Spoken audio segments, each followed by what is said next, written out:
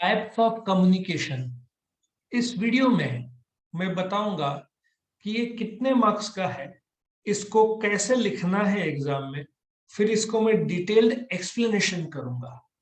तो सबसे पहले वीडियो शुरू होने से पहले इस वीडियो के डिस्क्रिप्शन में आप जाओगे तो आपको इस सब्जेक्ट का लिंक मिलेगा, जिसको क्लिक करके आप chapter by chapter, question by question सारे के सारे वीडियोस देख सकते हैं। तो शुरू करते हैं टाइप्स ऑफ कम्युनिकेशन। ये आपको एक 4 मार्क का शॉर्ट नोट आ सकता है, क्योंकि ए और बी छोटा है, बट इसको कैसे लिखना है वो बहुत इंपॉर्टेंट है।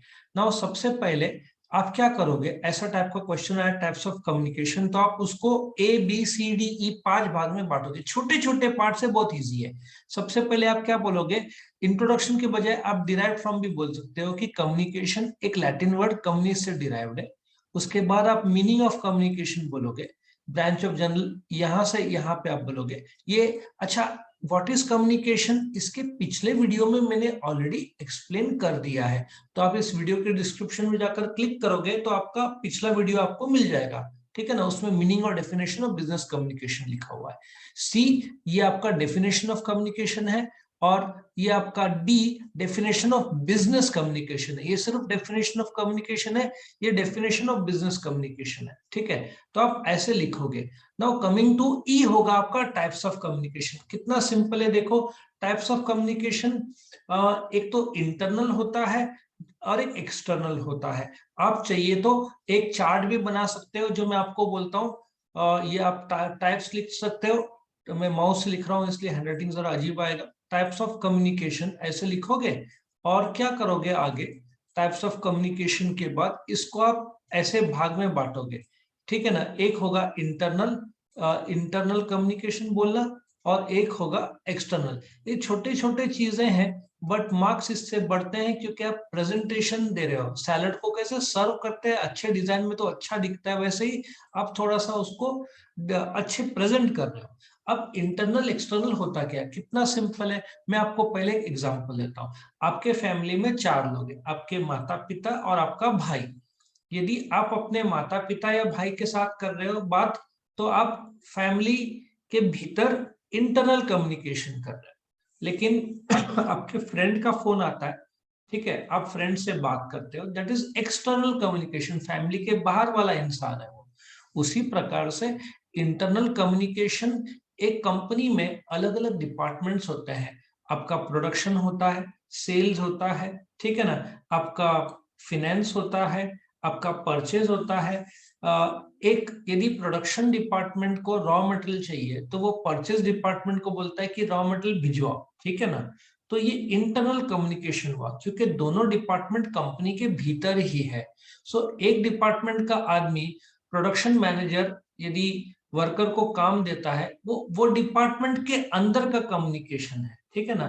लेकिन यदि प्रोडक्शन डिपार्टमेंट परचेज डिपार्टमेंट को बोलता है रॉ मटेरियल मंगाओ, तो वो भी इंटरनल है, लेकिन इंटर डिपार्टमेंटल है। मतलब एक डिपार्टमेंट दूसरे डिपार्टमेंट का, बट कंपनी एक ही है। तो इसको इंटरनल कम्युनिकेशन बोलते हैं।